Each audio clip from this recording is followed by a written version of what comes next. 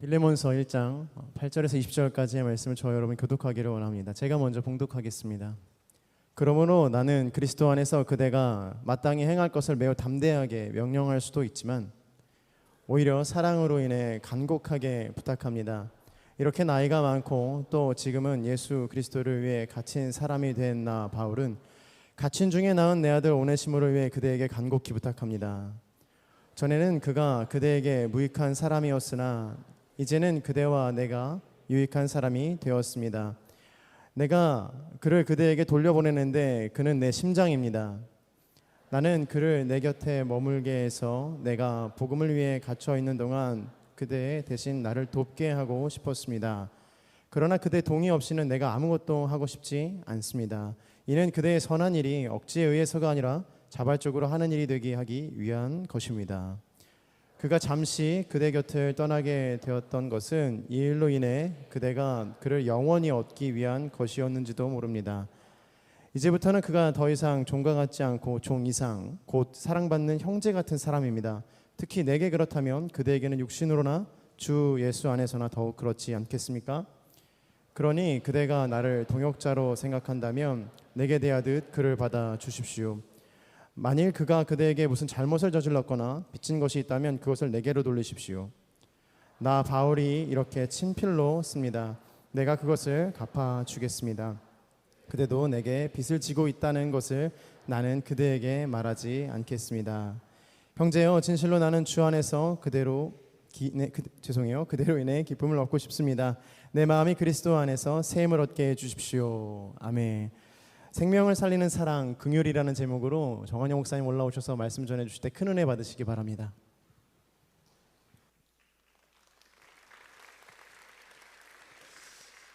예배에 나오신 모든 분들을 주님의 이름으로 환영하고 축복합니다. 오늘 말씀은 이 빌레몬서를 가지고 함께 말씀 나누기를 원하는데요. 살아가면서 여러분 성경 많이 읽으실 텐데 빌레몬서를 자주 접할 기회는 별로 없는 것 같습니다. 어쩌면 오늘 이 자리에 오셔서 빌레몬서 처음 읽으신 분이 계실지도 모르겠어요.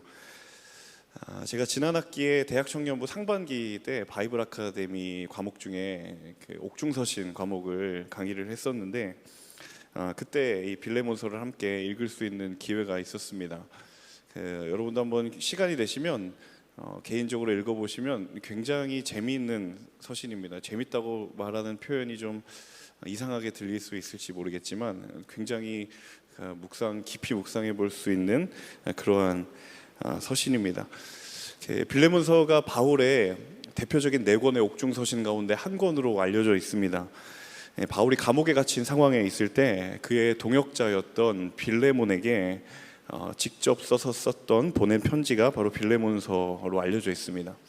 딱 한 장짜리의 편지이고요. 그래서 금방 내용을 확인하실 수가 있는데요. 내용이 굉장히 개인적인 이야기 그리고 사적인 부분에 대한 바울의 부탁임을 우리가 금세 알 수 있습니다. 바울이 감옥에서 한 사람을 만나게 됩니다. 그의 이름이 오네시모라는 사람이었고요. 이 사람은 신분상 노예였던 사람이고 곧 있으면 법적인 처벌을 받는 위기에 놓인 그런 상황이었습니다. 그런데 그가 바울과 교제하면서 바울이 이 오네시모를 적극적으로 구명하기 위한 편지를 빌레몬에게 쓰게 된 것이죠. 그게 오늘 우리가 함께 읽은 본문입니다. 먼저 8절과 9절 상반절까지 말씀을 함께 읽어보도록 하겠습니다. 그러므로 나는 그리스도 안에서 그대가 마땅히 행할 것을 매우 담대하게 명령할 수도 있지만 오히려 사랑으로 인해 간곡하게 부탁합니다. 지금 바울은 감옥에 있는 상황이고요. 빌레몬은 감옥 밖에 있는 사람입니다. 감옥에 있는 바울이 빌레몬에게 편지를 보내는 거예요. 편지를 보낸 분명한 목적, 다시 말하면 바울이 이 빌레몬에게 하고 싶었던 말이 명확하게 있었던 것 같습니다. 우리가 곧 그 내용에 대해서 살펴보겠지만 여러분 뉘앙스를 보시면 이미 짐작했겠지만 굉장히 간곡한 부탁이었다는 것을 알 수가 있습니다. 오늘 8절을 보니까 바울이 자신이 하는 부탁을 당신이 그리스도 안에서 이거 마땅히 행해야 될 것이다 라고 이야기를 합니다. 여러분 바울이 지금 빌레몬에게 개인적인 부탁을 하고 있는데 그 뉘앙스 자체는 사실은 부탁은 아닌 것 같아요. 그리스도 안에서 반드시 당신이 행해야 되는 굉장한 무게감을 가지고 빌레몬에게 이야기를 하고 있는 거예요. 자, 여러분이 잘 알고 계신 것처럼 지금 바울의 직분은 사도입니다. 사도 바울이죠. 자, 이 사도라는 직분이 우리에게 있어서는 이 사도라는 직분 자체가 얼마나 영적인 무게감이 있는 것인지 사실은 우리가 정확하게는 감이 잘 오지 않는데, 여러분 당시의 초대교회에서 이 사도라는 직분은 굉장히 영적인 권위를 가지고 있는 직분이었습니다. 그래서 실제로 교회에 어떤 갈등이 생기거나 분쟁이 생기거나 싸움이 생기고 그런 여러 문제들이 일어났을 때 이 사도가 어떻게 이야기를 했는가, 사도가 어떻게 말했는가 라는 이 내용은 사실은 거의 그 당시에 조금 더 과장돼서 이야기하면 예수님이 뭐라고 이야기하셨는가와 거의 비슷한 권위를 가지고 있었어요. 그래서 사도의 권면이라고 하는 것은 굉장히 갈등을 조절하고 그 갈등을 해결하는 데 있어서 너무너무 중요한 기준이 되었던 것이죠. 그래서 여러분 사도 바울의 서신들을 읽어보면 바울이 목회적으로 이런저런 권면을 하는 것이 사실은 그가 할 말이 많아서이기도 하지만 그 사도가 가지고 있는 영적인 권위가 있었기 때문이에요. 자, 그러니까 지금 바울이 빌레몬을 향하여서 내가 부탁한다라고 이야기를 하지만 여러분 듣는 사람 입장에서 어떻게 했어요? 굉장히 압박이 느껴지는 거죠. 여러분 친구 간에 내가 너에게 부탁하는 거랑 지위가 높으신 분이 오셔서 그냥 이렇게 해주면 좋고 아니면 말고라는 식으로 이야기를 해도 우리는 그렇게 받아들이지 않잖아요.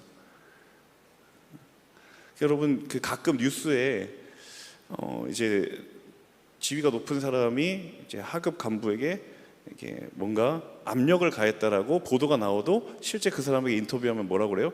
나는 그러지 않았다. 나는 그냥 이야기한 것뿐이다. 여러분 이 관계가 같은 관계가 아니잖아요. 동등한 관계가 아니면 어때요, 여러분? 여러분 그런 억압에 사시지 않으시는군요. 표정들이. 회사의 상사가 나에게 이야기를 하는 것이 그냥 그런 이야기로 들리지 않잖아요. 그러니까 바울과 빌레몬의 관계가 마치 그러했다라는 거예요. 바울은 부탁이라고 이야기하지만 빌레몬은 이걸 명령에 가까운 이야기로 들을 수 있는 상황이에요. 정말 명령처럼 이야기를 하면 지금 예수 그리스도의 말씀을 지키는 것처럼 당신 해야 된다라고 이 정도까지 이야기하면 얼마나 부담이 있겠습니까? 자, 그런데 중요한 것은 무엇인가 하면 바울이 그렇게 하지 않았다라는 거예요. 오히려 그의 말이 무엇이었는가? 여러분 9절 상반절에 뭐라고 이야기합니까? 내가 사랑으로 간곡하게 부탁합니다. 물론 저도 인간적으로 이게 순수하게 들리지는 않기는 합니다만 어쨌든 9절 상반절에 보면 내가 사랑으로 인해 간곡하게 부탁합니다 라고 바울이 이야기를 해요. 여러분 바울이 사역을 하거나 목회를 하거나 할 때 가장 중요하게 여기는 영적인 몇 가지 원리들이 있는데 그 중에 하나가 무엇이냐면 같이 한번 따라해 보시겠어요? 덕과 유익의 원칙. 네, 바울이 목회를 하거나 사역을 할 때 개인적으로 굉장히 중요한 목회의 원칙으로 여겼던 것 중에 하나가 무엇이냐면 덕과 유익의 원칙이었습니다. 자, 그 원칙이 고린도전서 10장에 나오는데요. 10장 23절에서 24절 말씀 함께 읽어보겠습니다. 모든 것이 허용되나 모든 것이 유익한 것은 아닙니다. 모든 것이 허용되나 모든 것이 덕을 세우는 것은 아닙니다. 누구든 자기 유익을 구하지 말고 남의 유익을 구하십시오. 이게 바울이 가지고 있는 중요한 영적인 원리였어요. 모든 것이 허용이 된다. 개역개정에서는 모든 것이 가하다, 가능하다라고 되어 있어요. 자, 그런데 모든 것이 다 그렇다고 해서 유익하거나 덕을 세우는 건 아니다라는 거예요. 그러니까 바울 입장에서 내가 할 수 있는 것이 있고 하고 싶은 것이 분명히 있고 내가 할 수 있는 말이 있고 하고자 하는 말이 분명히 있는데 그런데 중요한 것은 때로는 할 수 있지만 하지 않아야 될 때가 있고 말하지 않아야 될 때가 분명히 있다라는 거예요. 그리고 바울이 이것을 누구보다 가장 잘 분별할 줄 아는 사람이었고 그리고 늘 그가 깨어서 그것을 분별하기 위해 힘썼던 사람이 누구였는가? 사도 바울이었다라는 거예요. 여러분 아울리치 갔다 오신 분들 많으시고 이제 또 가실 분들도 계실 텐데 이제 아울리치를 해마다 가게 되면 참 재밌는 건 팀을 막론하고 아울리치 관용어구들이 있어요. 대표적인 것 중에 하나가 뭐냐면 영적인 공격이 있다 이런 표현 굉장히 많이 쓰죠. 물론 정말 있습니다. 그런데 저는 가끔 어떤 생각이 드냐면 그 말이 반은 맞을 때가 있는데 반은 또 틀릴 때가 있구나라는 생각을 하게 돼요. 무슨 얘기인가 하면 가끔 그런 생각이 드는 것이 사단이 공격하고 싶은 마음이 1도 없고 사단은 진입하지도 않았는데 자기들끼리 싸우고 있는 거예요. 그냥 손에 코 안 대고 코 풀 수 있는 그런 상황들이 있는 거예요. 근데 팀 안에서 뭐라고 하냐면 와, 영적인 공격이 심하다고. 제가 보기엔 안 그러거든요. 사단이 개입하지도 않았는데 자기들끼리 싸우는 거예요. 근데 그 중요한 그 싸움과 다툼의 원인 중에 하나가 뭐냐면 바로 이거예요. 덕과 유익의 원칙이 잘 세워지지 않을 경우가 참 많다라는 거예요. 여러분 솔직히 이야기해서 팀원들 대부분 팀장을 포함해서 여러분 하고 싶은 말 없는 사람이 어디 있겠습니까? 나는 점심을 편하게 먹고 싶은데 우리 팀장님은 그래도 우리가 선교지까지 왔는데 편하게 먹을 수는 없다. 금식하자 막 이런 얘기를 하면 하고 싶은 말이 있잖아요. 그죠? 우리 이렇게 잘 먹어도 되는 겁니까? 그렇게 이야기하는데 너는 그냥 주면은 조용히 하고 먹어라. 그런 생각하는 사람도 있고 똑같은 음식을 먹는데도 생각이 다 달라요. 여러분 누구나 할 수 있는 말이 있고 각자의 생각들이 있어요. 근데 정말 성숙한 팀원 모두가 이 바울이 강조하고 있는 덕과 유익의 원리를 마음마다 새기고 있는 팀원이 많으면 많을수록 정말 그 팀은 성숙하고 아름다운 팀워크를 가지게 되더라고요. 여러분 아우레치 팀뿐만이 아닙니다. 여러분 성숙한 사람이 어떤 사람인가? 이게 적절한 표현일지 모르겠지만 영적으로 낄끼빠빠를 잘해야 됩니다. 해야 할 말을 할 때, 그리고 입을 닫고 귀를 열어야 될 때, 이 영적인 때를 분별할 수 있는 사람이 저는 개인적으로 정말 성숙한 사람이라고 생각을 합니다. 혹시 가운데에 그런 누군가의 그 교제와 혹은 결혼 상대를 찾으신다면 여러분 제가 드린 이 말씀을 꼭 기억하십시오. 저 사람이 어떻게 말을 하는지를 잘 한번 보십시오. 정말 저런 알맞지도 않은 타이밍을 어떻게 저렇게 쏙쏙들이 집어넣어서 말을 하지? 그런 사람이 있는가 하면 정말 저 사람은 지혜롭다. 그런 언어에 파수꾼을 세운 사람들이 있다라는 거예요. 여러분 누구나 할 수 있는 말이 있고 각자의 생각들이 있습니다. 그런데 중요한 것은 때로는 입을 닫아야 될 때, 때로는 귀를 열어야 될 때를 아는 사람이 있다라는 거예요. 여러분 왜냐하면 이것은 그냥 단순히 인간관계 에티켓을 이야기하는 것이 아니에요. 왜냐하면 이 부분은 바로 그것이 우리로 하여금 하나님을 더 가까이 하게 되는 길이 되기 때문인 줄로 믿습니다. 사도 바울이 에베소서에서 이 부분을 이렇게도 이야기를 하는데요. 에베소서 4장 16절 같이 읽겠습니다. 그리스도로부터 온몸이 각 마디를 통해 함께 연결되고 결합됩니다. 각 지체가 맡은 분량대로 기능하는 가운데 그 몸을 자라게 하며 사랑 가운데 스스로를 세워갑니다. 우리 마지막 부분 같이 읽어볼까요? 사랑 가운데 스스로를 세워갑니다. 한번 읽어보겠습니다. 시작. 사랑 가운데 스스로를 세워갑니다.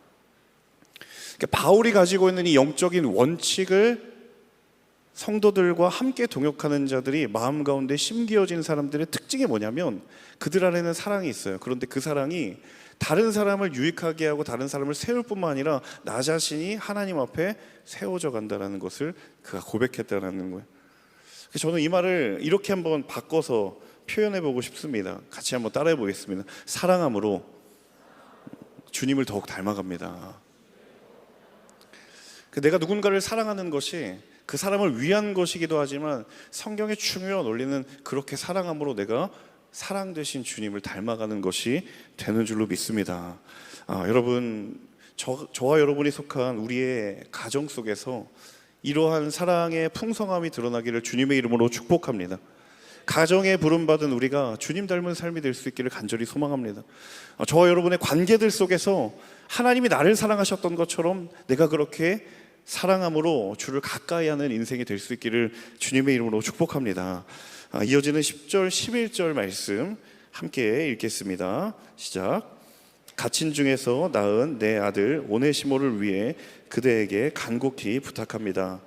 전에는 그가 그대에게 무익한 사람이었으나 이제는 그대와 내게 유익한 사람이 되었습니다. 자, 점점 이제 바울이 빌드업을 하는 거예요. 내가 이제 편지를 쓰는 목적을 조금씩 이야기를 하는 거죠. 바울이 편지를 쓴 목적, 오네시모에 대해서 언급을 하는 대목입니다. 자, 원래 오네시모는 이 빌레몬이라고 하는 사람의 집의 노예였어요. 잘 아시는 것처럼 고대 사회에서 노예는 어떤 존재입니까? 인격체가 아니에요. 그냥 내 재산이에요. 주인의 소유예요. 주인이 마음대로 할 수 있고, 아무리 사람이어도 노예에게는 생사여탈권이 자기에게 없어요. 그러니까 존재로 여겨지고 그렇게 바라보는 것이 아니라 그냥 물건처럼 취급되었던 것이 노예였습니다. 그 사람이 오네시모였던 거예요. 자, 그런데 바울이 원래 자신의 노예였던 오네시모, 그 오네시모를 주인인 빌레몬에게 역으로 소개를 하는 거예요. 이 사람 어떤 사람인지를. 자, 10절과 11절에 두 가지 이 오네시모에 대한 소개가 나오는데, 첫 번째 소개는 무엇이냐면 이 사람은 갇힌 중에 낳은 내 아들이다.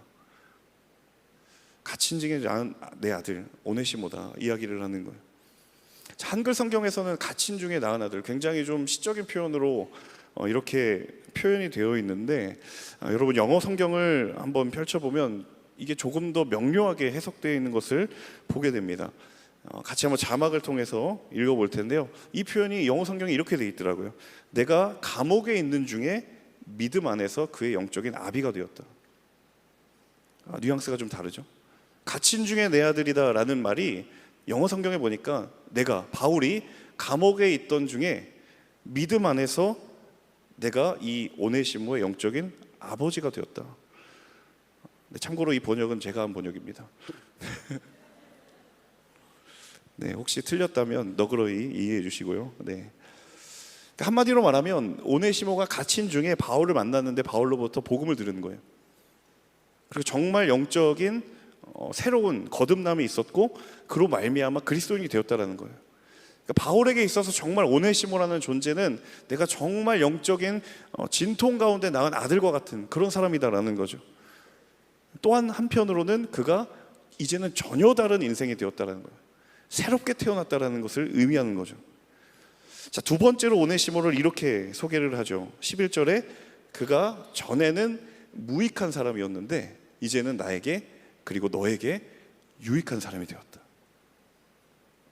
그가 복음을 듣고 옥중에서 예수 그리스도를 인격적으로 만난 뒤에 이 오네시모가 경험했던 변화가 무엇이었는가 하면, 여러분, 그의 인생의 비포 앤 애프터가 선명해지는 변화였다라는 거예요. 저는 간절하게 바라고 꿈꾸는 것은 저를 포함하여 우리의 삶에도 이 하나님을 만난 이후에 영적인 비포 앤 애프터가 선명해지는 삶이 될 수 있기를 주님의 이름으로 축복합니다. 내가 입으로는 주님 만났다라고 하는데 전과 후가 다른 게 없어요. 다른 거 하나, 종교란에 무교였다가 기독교. 신상 명세 말고는 내 영적인 비포 앤 애프터가, 여러분, 내가 나의 걸음을 돌아봤을 때 크게 다른 것이 없다면, 여러분, 이거는 사실은 간단하게 생각할 일이 아니다라는 거예요. 해를 거듭할수록, 시간을 지날수록 하나님께서 저와 여러분에게 주신 예수 그리스도의 사랑으로 말미암아 우리의 영적인 전과 후가 명확하게 변화되는 은혜의 놀라운 역사가 있기를 주님의 이름으로 축복합니다. 저는 이 두 가지의 변화, 그가 믿음으로 낳은 내 아들이다. 그리고 또 한 가지, 그가 전에는 하등 쓸모없는 사람이었는데 이제는 유익한 사람이다라는 이 두 가지의 오네시모에 대한 소개를 빌레몬에게 하는 대목을 보면서 제가 문득 어떤 생각이 들었냐면, 그러면 이 오네시모에 대한 소개를 바울로부터 들었던 빌레몬은 도대체 어떤 생각을 했을까라는 거예요. 여러분, 솔직히 이야기해서 빌레몬에게 있어서 오네시모는 어떤 사람이라고요? 존재가 아니에요. 물건이에요. 내 소유인 노예, 그 이상도 그 이하도 아니라는 거예요. 자, 심지어 여러분 뒤에 읽어보겠지만 오네시모는 어떤 사람이었어요? 이 빌레몬의 재산에 심각한 피해를 입혔던 사람입니다. 그러니까 애초에 주인과 종의 관계인데도 더 심각한 건 뭐예요? 지금 이 빌레몬과 오네시모는 피해자와 가해자의 관계예요. 둘 사이에 아무 일이 없었다라고 해도 그래봤자 주인과 노예 관계예요. 그런데 지금 상황은 그것보다 더 심각한, 빌레몬은 피해자가 되었고 오네시모는 가해자가 되었다라는 거예요. 아무리 여러분 인간적으로 만약에 빌레몬이 생각을 했다면 바울이 이 사람은 내가 믿음으로는 아들이야, 전에는 쓸모없었지만 지금은 정말 유익한 사람이야 라고 아무리 이야기를 해도, 만약에 제가 빌레몬 같았으면, 정말 악한 마음 품었으면 그 변화가 걔의 변화지 내 변화냐 라고 말할 수도 있지 않았을까. 여러분, 물론 성경에 보시면 이 빌레몬이 어떻게 반응했을까가 빌레몬서에 안 나와 있습니다. 그래서 우리는 추측을 하고 상상을 할 따름이죠. 그가 이 소식에 대해서 어떻게 반응을 한 것인지에 대해서 우리가 알 수가 없습니다. 그런데 분명한 한 가지 사실은 뭐예요? 바울이 이러한 빌레몬의 상황과 배경과 맥락을 모를 리 없었다라는 거예요. 그거 하나만큼은 분명하다라는 거예요. 바울이 이 모든 배경과 상황을 모를 리가 없었다라는 거예요. 그러니까 이미 빌레몬과의 영적인 동역의 관계가 있었고, 오네시모가 경험했던 하나님의 넘치도록 부어주시는, 정말 그의 인생을 뒤바꾸고도 남는 하나님의 사랑과 긍휼이 오네시모를 변화시켰을 뿐만 아니라 그 사랑이 빌레몬을 향하여 흘러간다면 반드시 그의 시선과 그의 마음에도 놀라운 변화가 있을 것이다라는 확신이 바울 가운데 있었던 거죠. 어쩌면 이미 그 변화가 시작되고 있었을지도 모르겠다라는 거예요. 자, 그러면 어떻게 그걸 장담할 수 있을까? 바울은 왜 그렇게 이야기할 수 있었던가? 그걸 장담할 수 있었던 단 한 가지 이유가 무엇인가 하면, 바울 자신이 그 사랑의 놀라운 변화를 직접 경험한 사람이었기 때문이에요. 그의 인생의 전부가 내가 경험한 하나님의 사랑과 긍휼에 대한 고백 자체가 누구의 인생이에요? 바울의 인생이었기 때문이에요. 그가 디모데 전후서에서도 고백하는 것처럼, 나는 죄인 중에 죄인이었고 괴수 중에 괴수였는데 하나님께서 나를 강권하여 붙드셔서 나의 자격과 나의 나됨이 아니라 오직 하나님의 은혜로 말미암아 나를 구원하신, 내가 감당할 수도 없고 측량할 수도 없는 그 놀라운 사랑 앞에 무엇이 변하지 않을 수 있겠는가? 무엇이 고집이고 무엇이 버틸 수 있는 힘이 어디에 있겠는가? 내 삶을 완전히 뒤바꾸셨던 그 주의 사랑이 지금 오네시모에게도 임했고, 그리고 이 편지를 받게 될 빌레몬에게도 반드시 임할 것이다라는 마음의 확신이 바울이 자기의 복음에 대한 경험을 통하여서 고백하고 있었던 거예요. 이제는 그 사랑이 나뿐만 아니라 나의 영적인 아들과 같은 오네시모에게도, 그리고 비록 피해를 당하였지만 빌레몬에게도 반드시 흘러갈 것이다라는 그 설명될 수 없는 놀라운 변화가 거기에 있기 때문인 줄로 믿습니다. 여러분, 그 사랑의 능력을 신뢰하는 저와 여러분 될 수 있기를 주님의 이름으로 축복합니다. 제가 지난 한 주간 저희 공동체의 베트남 호치민의 아울리치를 갔다 왔습니다. 자, 그곳의 사역이 뭐였냐면, 그 부모님들 중에 한 분은 한국인, 한 분은 베트남인인 그런 가정의 자녀들이 굉장히 많더라고요. 현지에서는 그 가정을 한배 가정이라고 부릅니다. 한국인, 베트남인 가정. 근데 그 가정의 자녀들이 보이지 않는 차별도 있고 또 여러 생활의 어려움들이 있어서 그곳에 귀한 이 아이들을 케어하는 센터가 있었는데, 오누리 교회와 연계가 되어서 그 센터의 아이들을 저희가 섬기는 사역을 하게 되었어요. 그래서 3일 동안 여름 성경학교 사역을 하게 됐는데, 모인 아이들이 한 40에서 50명 정도가 됐어요. 나중에 들은 이야기인데, 이 아이들의 연령이 적게는 초등학교 1학년, 많게는 중학생까지 연령폭이 굉장히 다양하더라고요. 나중에 들었는데 선교사님이 해주시는 이야기가, 한국에서 누군가가 자기들을 만나러 온다라는 소식을 듣고 거의 한 주 전부터 극도의 흥분 상태가 됐다라는 거예요. 이들이 매일마다 센터에 와서 공부를 하고 예배를 드린대요. 그런데 이제 저희가 오는 그 주간에는 공부를 할 수가 없으니까 이제 그때 못할 공부를 미리 하자 그러는데, 그들이 다 공부를 하고 그날만을 손꼽아 기다렸다라는 거예요. 저희가 와서 3일간의 일정을 이제 진행을 하게 됐는데, 처음에는 얼마나 감격스럽습니까? 팀원들도 막 감격스럽고 막 율동을 하기만 해도 막 눈물이 날 것 같고 생기가 돌고, 아이들은 막 별로 가르쳐주지도 않은 것 같은데 따라하고. 물론 아이들이 이 예배와 찬양에 익숙한 아이들이었거든요. 센터에서 늘 예배를 드리니까. 그런데 시간이 점점 흐르면서 이 아이들의 폭발적인 에너지에 팀원들이 다 잠식당하는, 체력이 잠식당하는 현상이 일어나는 거예요. 잠깐 찰나의 쉬는 시간에 그 모임 장소에서 팀원들이 이렇게 의자에 이렇게 반쯤 걸터왔는데 반대편에 있던 팀원의 표정이 내 표정과 똑같은 거예요. 얼이 나간 거죠. 근데 그게 그렇게 위로가 되더라는 거예요.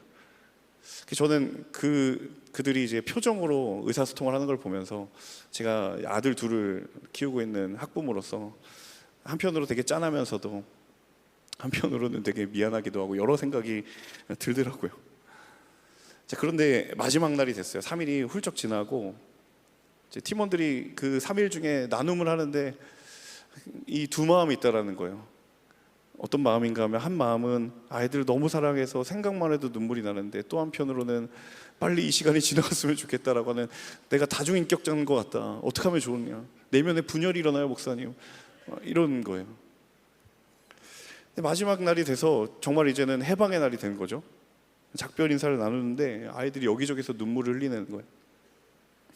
아울리치 팀이 처음으로 방문한 케이스였고 아이들이 외부에서 누군가가 자기들을 이렇게 챙겨주고 사랑하는 것을 그 사랑을 넘치도록 받으니까 아이들이 여기저기서 눈물을 흘리기 시작했어요.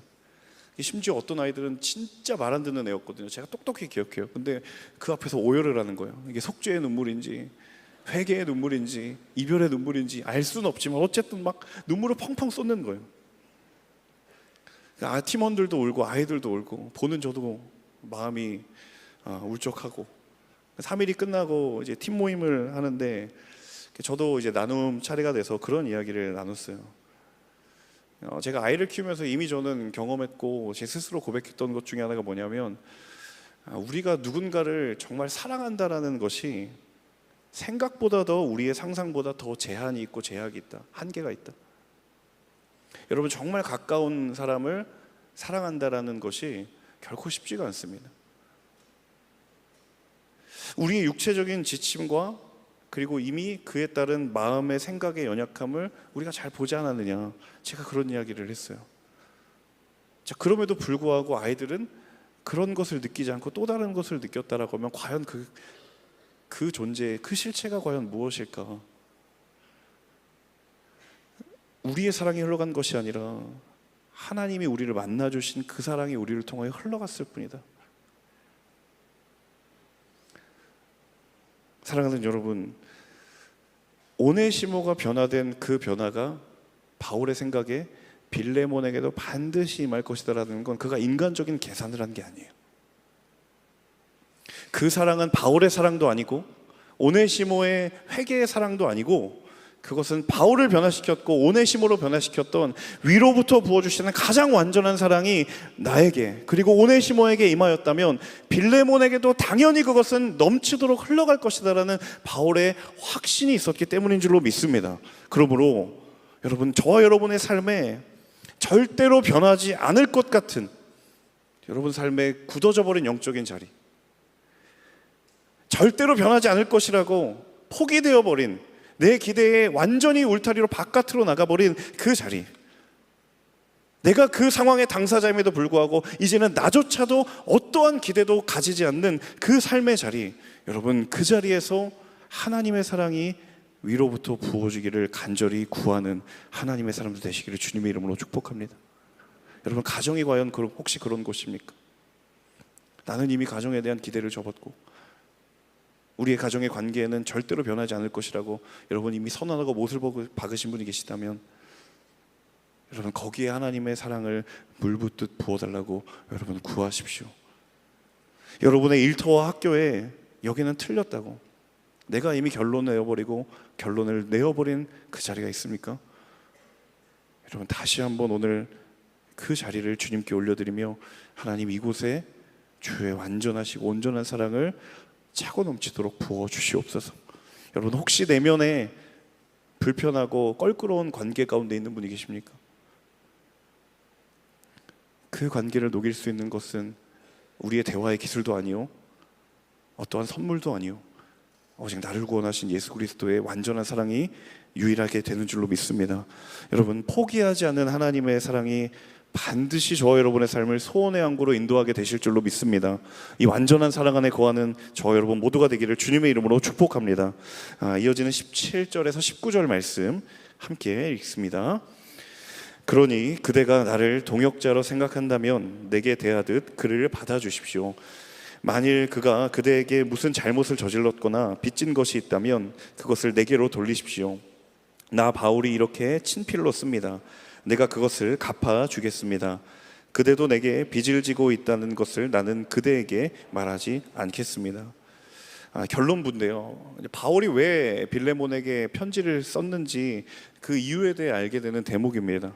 자, 바울이 편지를 왜 썼습니까? 17절에 나오면 그를 받아주십시오. 이 오네시모를 받아주십시오. 용납해 주십시오. 대화가 잘 안 된 것 같아요. 그러니까 19절에 끝에 뭐라고 되어 있어요? 당신도 나한테 빚진 거 내가 막 굳이 말하지 않겠다. 굉장히 뒤끝 장렬이죠. 그리고 17절과 19절 앞뒤를 딱 읽어보면 바울이 굉장히 품이 넓진 않구나. 굉장히 그 사랑을 벼랑 끝으로 세우는 것 같아요. 대화의 기술인 것 같아요. 자, 어쨌든 편지를 쓴 목적이 뭐예요? 이 오네시모를 받아달라. 당신에게 피해를 입히고 지금 감옥에 있지만 이 사람 변한 것이다. 그를 받아달라. 자, 그런데 바울이 막 막무가내로 그런 요청을 한 게 아니었어요.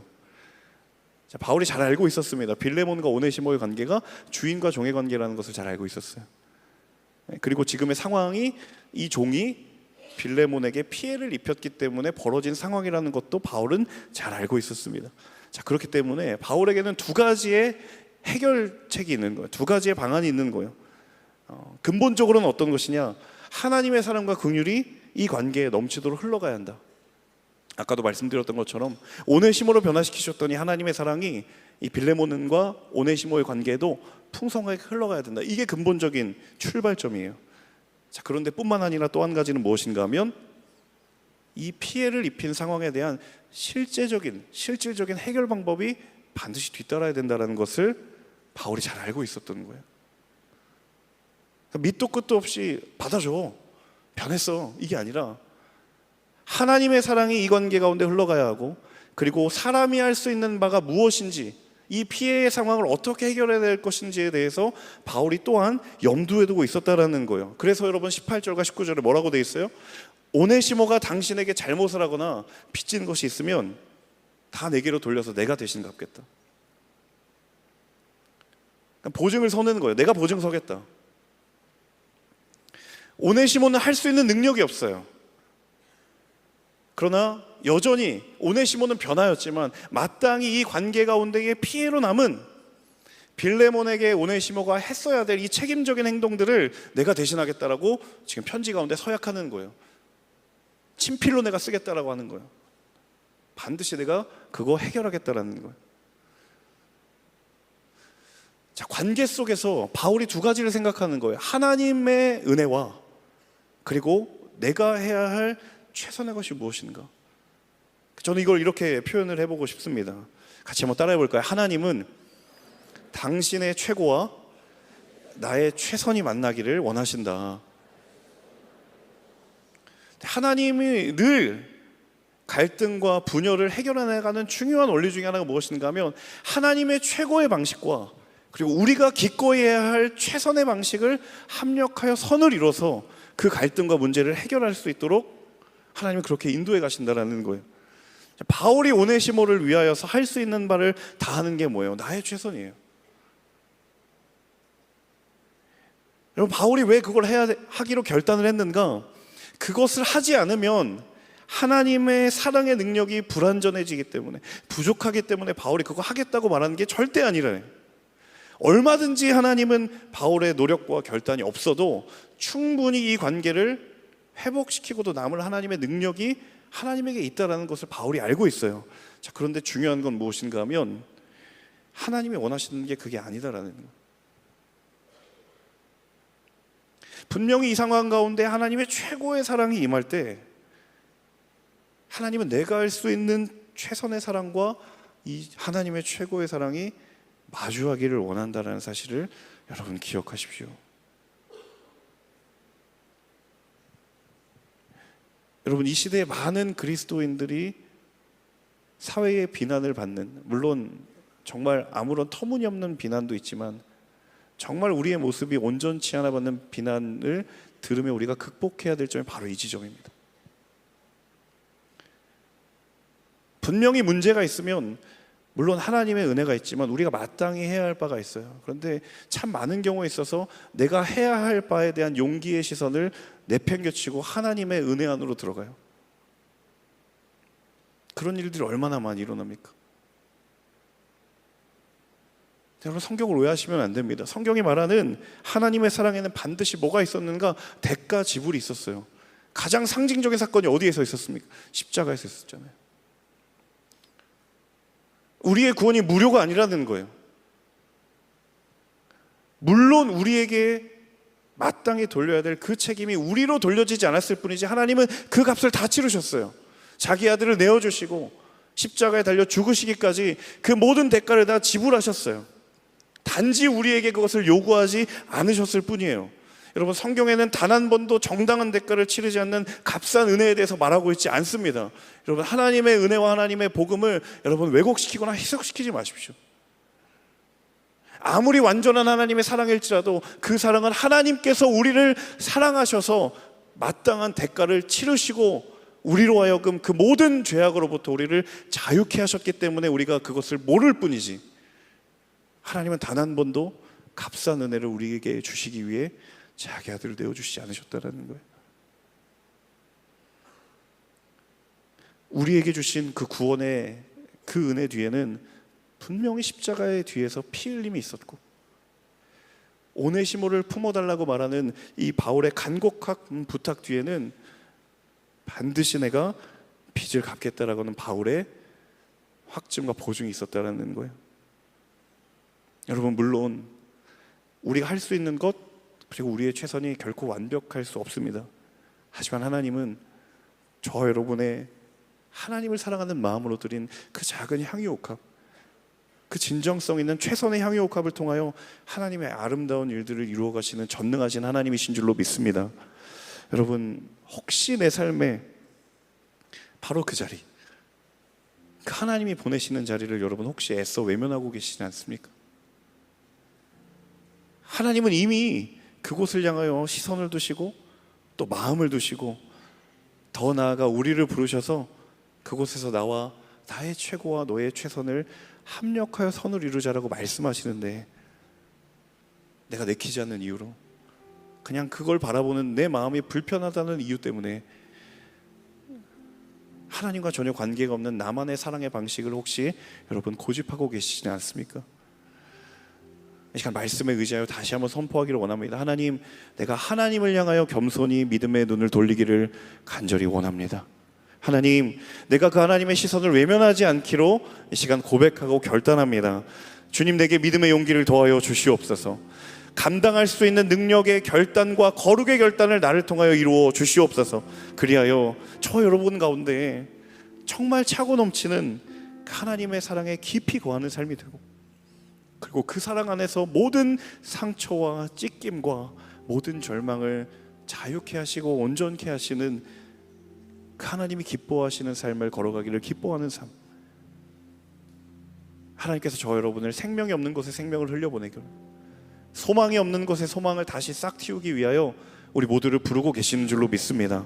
여러분, 그곳에 하나님이 보내신 영적인 파수꾼이 될 수 있는 저 여러분 모두가 될 수 있기를 주님의 이름으로 축복합니다. 여러분, 오늘 이 바울이 말한 사랑의 고백은 결단코 윤리의 고백이 아닙니다. 다른 사람에게 나이스하게 대하자, 그냥 예의 있게 대하자, 이런 얘기가 아니에요. 그런 피상적인 윤리적인 규범이 아니라 정말 바울의 인생을 놀랍도록 변화시키셨던 그 완전하고도 놀라운 십자가의 사랑이 한 사람의 인생을 어떻게 변화시키는지, 그리고 그 사랑을 힘입은 인생이 사회의 균열된 곳, 갈등의 관계를 어떻게 봉합하는지를 성경은 오늘 여실히 보여주고 있습니다. 하나님께서 저 여러분을 그 사랑의 사도로 부르시는 줄로 믿습니다. 사랑의 통로로 부르시는 줄로 믿습니다. 그 사랑 위에 온전히 거하는 저 여러분 될 수 있기를 주님의 이름으로 축복합니다. 함께 우리 찬양하고 기도했으면 좋겠습니다. 하나님, 우리에게는 우리가 고백하는 것처럼 우리의 힘으로 우리의 능력으로 누군가를 사랑할 수 있는 그 능력이 없습니다. 하나님, 나조차도 사랑할 수 없습니다. 하지만 하나님, 그럼에도 불구하고 왜 우리가 주의 사랑을 간구합니까? 그 사랑의 능력이 있기 때문인 줄로 믿습니다. 오늘 우리가 이 부를 찬양의 고백에 저 여러분의 믿음의 고백을 드리며 함께 찬양하고 기도하며 나아갑시다. 주의 사랑 항상 내 곁에 머무시네. 나 주님을 모른다 하여도 주의 사랑 또 나를 믿어주시네. 나 주님을 모른다 하여도 주의 사랑 항상 내 곁에, 주의 사랑 항상 내 곁에 머무시네. 주님만이 피난처 되시네. 주의 사랑 또 나를 믿어주시네. 주님만이 내 소망 되시네. 고백합니다. 주를 사랑합니다. 온 마음 다하여 주를 사랑합니다. 엎드립니다. 주를 경배합니다. 신실한 그 사랑으로 나를 채워주소서. 다 함께 자리에 일어나셔서 다시 한번 찬양하며 나아갑시다. 주의 사랑, 주의 사랑 항상 내 곁에 머무시네. 나 주님을 모른다 하여도 주의 사랑 또 나를 믿어주시네. 나 주님을 모른다 하여도 주의 사랑 항상 내 곁에, 주의 사랑 항상 내 곁에 머무시네. 주님만이 피난처 되시네. 주님만이 피난처 되시네. 주의 사랑 또 나를 믿어주시네. 주님만이 내 소망 되십니다. 주님만이 내 소망 되시네. 고백합니다. 주를 사랑합니다. 온 마음 다하여 주를 사랑합니다. 엎드립니다. 주를 경배합니다. 신실한 그 사랑으로 나를 채워주소서. 고백합니다. 주를 사랑합니다. 온 마음 다하여 주를 사랑합니다. 엎드립니다. 주를 경배합니다. 신실한 그 사랑으로 나를 채워주소서. 고백합니다. 주를 사랑합니다. 온 마음 다하여 주를 사랑합니다. 엎드립니다. 주를 경배합니다. 신실한 그 사랑으로 우리 다시 한번 고백하며 나아갑니다. 고백합니다.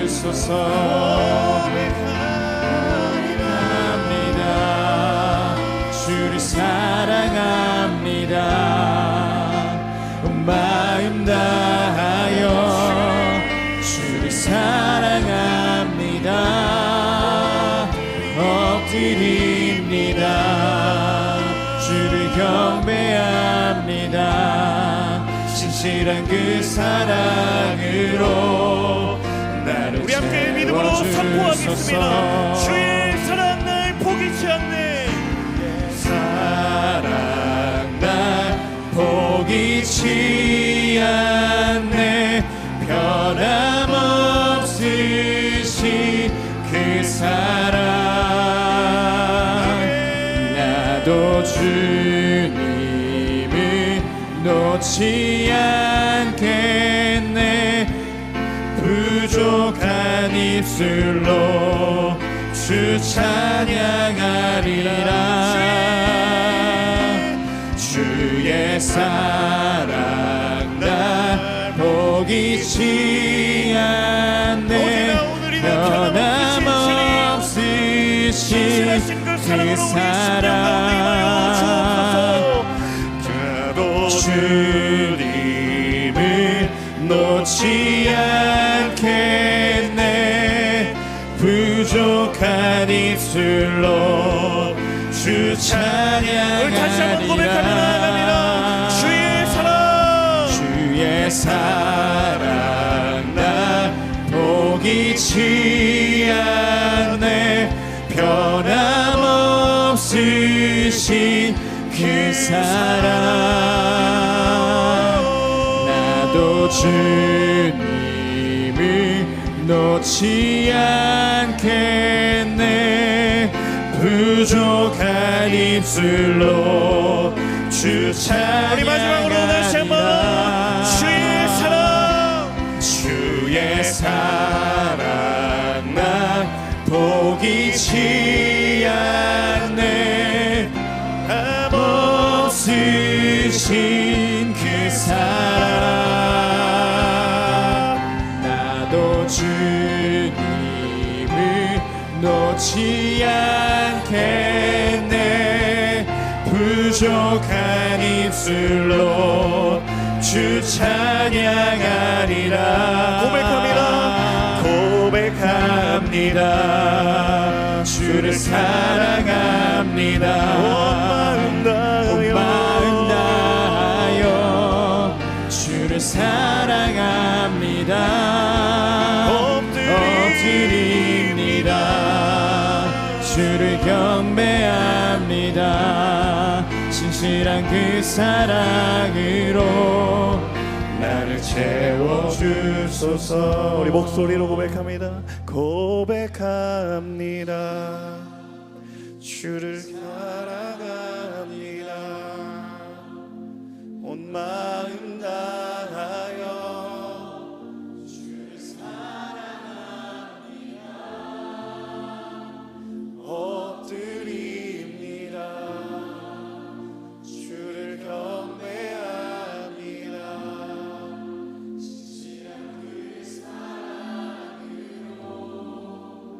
나를 채워주소서. 넘쳐나네.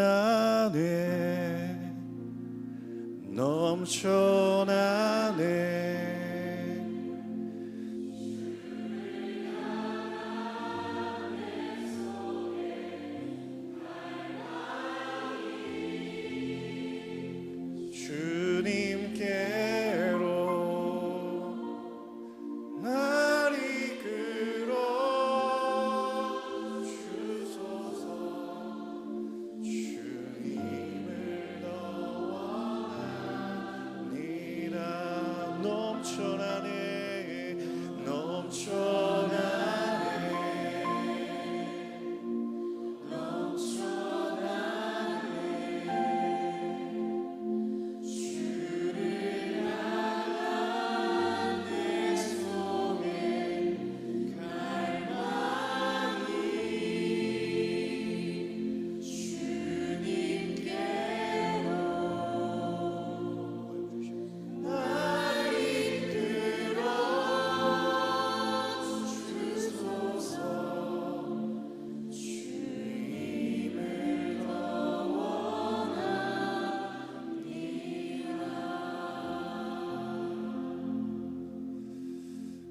말씀 붙들고 함께 기도하며 나아갈 때 여러분, 하나님의 사랑에 강권적으로 붙들림 받은 인생의 공통된 고백이 무엇인가 하면 그의 인생의 겸손한 고백입니다. 내가 누군가를 사랑할 수 있는 힘과 능력과 지혜가 나에게 있지 않음을, 그 강권적인 사랑이 내 삶을 붙들 때야 비로소 깨닫는 일들이 일어납니다. 그전에는 알지 못합니다. 내가 누군가를 사랑할 수 있고, 내가 가진 것이 있으면, 내가 가진 무엇인가가 있으면 내가 누군가를 사랑할 수 있을 것이라고 그렇게 자부하며 살아왔지만, 여러분, 그것이 바울의 인생이었고 사도 바울의 확신이었지만, 결국 그가 다메섹 도상에서 감당할 수 없는 예수 그리스도의 사랑에 붙들렸을 때 그의 고백이 무엇이었습니까? 하나님, 나는 죄인입니다. 내가 주를 사랑한다고 말하여 왔지만 나는 주를 사랑한 것이 아니라 나 자신을 내가 사랑하려고 부단히 애를 썼던 죄인 중에 죄인이요 괴수 중에 괴수였습니다.